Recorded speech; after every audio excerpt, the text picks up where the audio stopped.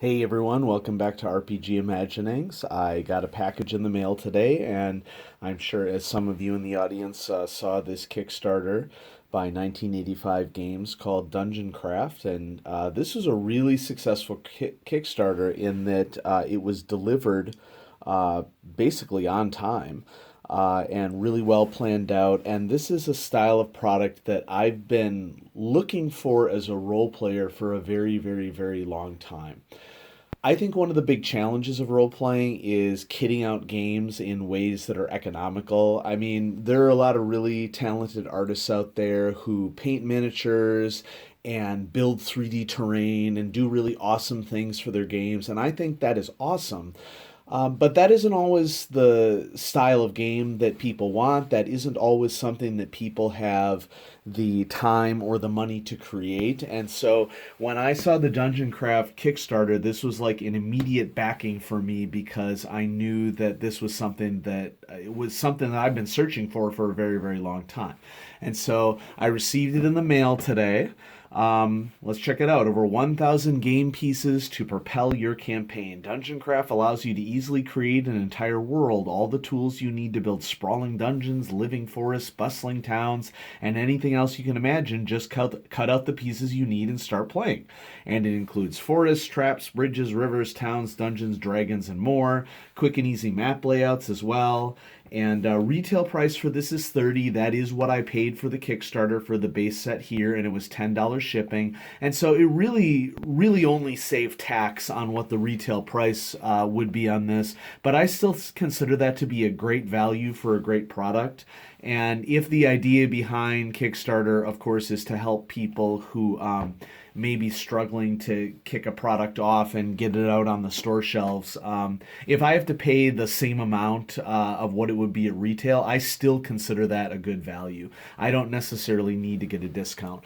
I would like to point out that it also came with what I think are stretch goals for the Kickstarter. And so, we'll bust this open here and check it out. I don't want to spend too much time on it. I'm not going to do a full, I don't know that I'm going to flip through all the pages, but I definitely at least want to give you an overview because this is a product that I really hope comes to retail at friendly local game stores. I mean, this would be something that would be, I think, a huge seller at game stores because this is for $30 a really economical way to get some really nice terrain into our games that and I'm not trying to put the miniature industry or the 3D terrain industry out of business, but I think that there's something to be said for competition in the marketplace for role players to be able to have access to things that can be functional but also at an economic price.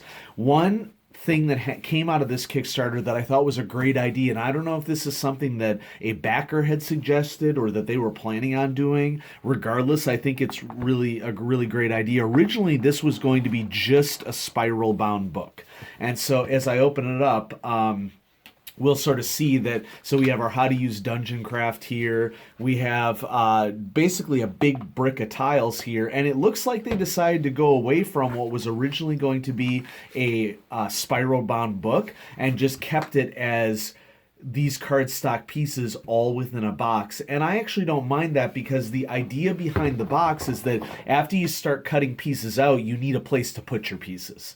And so going from a spiral bound notebook to having a place to put your pieces, I think that that's a really good functional idea from a role playing perspective. So how to use Dungeon Craft? Well, you cut off the pieces, you cut the dashed lines or dotted lines, do not cut the solid black lines. I think that that's a really good thing, gives you an indication of where to cut and where not to cut, because especially if you're a DM and you got a lot on your mind and you're trying to get things done, this could be really simple instructions like that could be very important.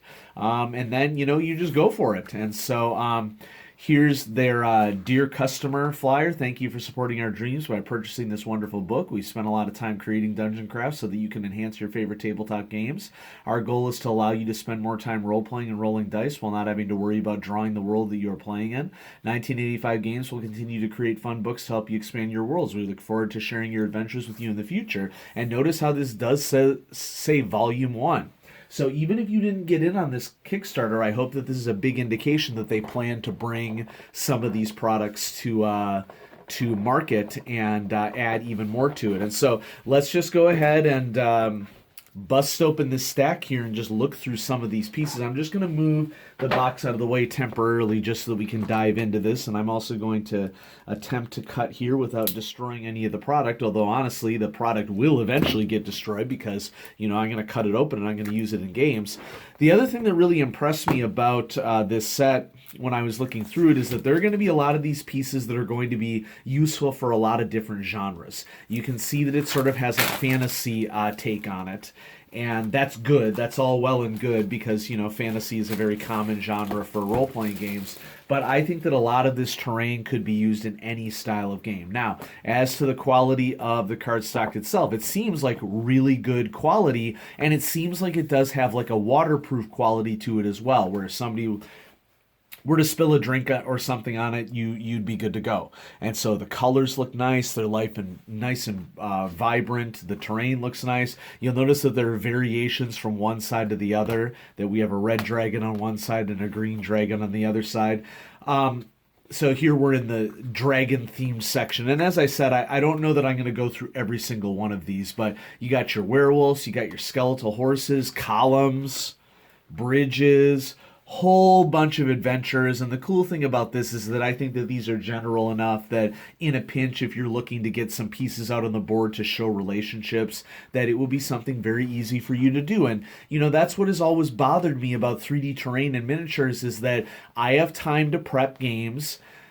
I don't really feel like I have a lot of time to do 3D stuff and painting. And if that's your jam, more power to you. It's just not for me. I would rather spend my time planning interesting stories and characters than having to worry about, showing where everything should be set up on the map. And so here we have a variety of what looks like zombies and goblins and hellhounds of some sort.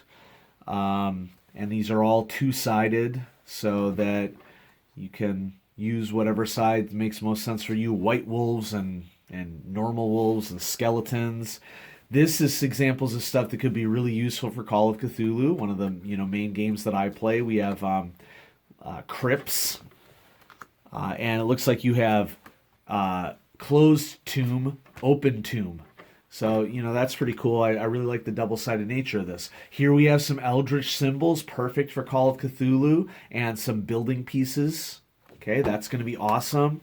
And, just some general map pieces, including maps with crypts, corridors, fire pits, ladders. This is just all super valuable stuff for role-playing. This is looking so awesome. This is, honestly, thousands of dollars of 3D terrain that if you just need to show the relationships between situations. So, look at that, a treasure room. That's pretty fun. Okay, all these double-sided, so you get double the utility out of it. Corridors with traps, open chests, closed chests, piles of gold, arcane symbols. So I'm definitely seeing that I could get some utility out of this for Call of Cthulhu as well as Dungeons and Dragons. And I don't back lightly. When I back something, I don't just back to back something. It's got to be something that I'm going to get use out of, sort of like a throne room of some sort. Crystalline structures. Ooh, this could be super useful for Call of Cthulhu. Nice. Lava. Okay. There are other sets that they had in this Kickstarter. I think one of them, I want to say, was like a maritime set, like a pirate set of some sort. I don't remember exactly what it was. I didn't end up backing that one because I didn't see myself using it recently. All sorts of forest terrain that you can connect together and make a forest of any size. Giant logs, briars. Cool. Mountainous caves. I mean, this just all has great general utility. We have evergreen trees and evergreen trees with snow, and I'm getting what I would consider to be enough terrain pieces that you could put together a really decent sized map, actually, with all these different trees and rocks and other features. This just has like a lot of really good value. Ooh, arcane symbol. We got some Yog-Sothoth maybe happening here that we need to watch out for that cult. Okay, little pond. Fall color trees, which I think is really nice. Allows you to set it according to whatever the mood is. Standing groups of trees. I think that it would just be really awesome to create a colorful, two-dimensional world. It doesn't have to be 3D terrain for people to use their imagination. Just anything that can sort of evoke a basic idea and then let people's imaginations do the rest. Boats. Okay, so there is some boat stuff in here, even though there was a specific set designed for that. It probably expands on that. And then this is basically all just awesome building terrain. I'm not going to flip through all these because I don't want the building to, or I don't want it to go too far, but the video to go too long, I should say. But notice how we have like rooftops. Okay, and then on the other side we have, look at this, a fun bar scene. So you got your tavern, your classic Dungeons and Dragons tavern, a church. Okay, that could be super useful for Call of Cthulhu, and then various rooms.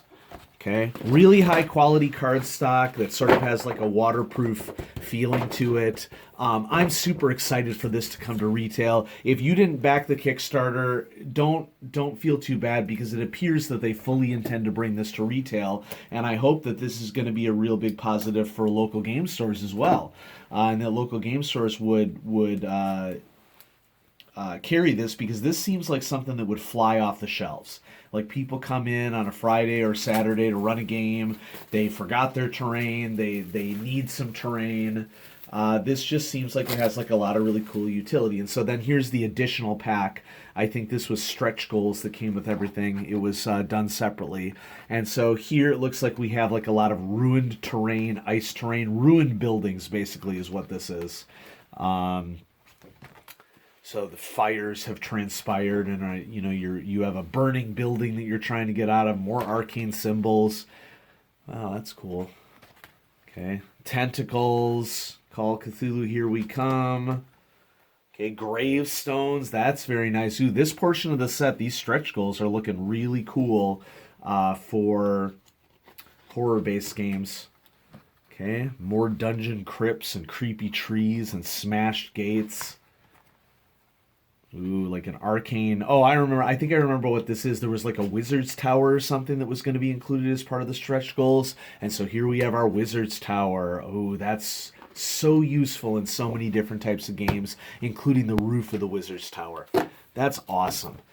So 1985 Games, I think that you put together just like an awesome product. And I was so excited to receive this today. I had totally forgotten that you were going to box these things. And I think that boxing it is just a really smart idea, because after I start cutting these things out, you need somewhere to put them. And what better way to put all of your dungeon tile materials into a box? And so I'm just going to throw everything back in the box. I mean, if I had one criticism of the product, I think it would probably be that the box is going to ultimately be too small. I mean, as you cut these pieces out and start stacking them up onto each other, obviously they're not all going to fit in this box all at once. In fact, the stretch goal doesn't even fit in the box as is. But that doesn't mean that you don't like have like a separate file in which you are keeping like the main things, and then maybe this is your carry box in which you carry whatever terrain you need from your planning layer that you have in your home to the actual table. And so I can't wait for this to come to retail. And so 1985 Games, thank you again for running a great Kickstarter that was delivered swiftly and really high production values.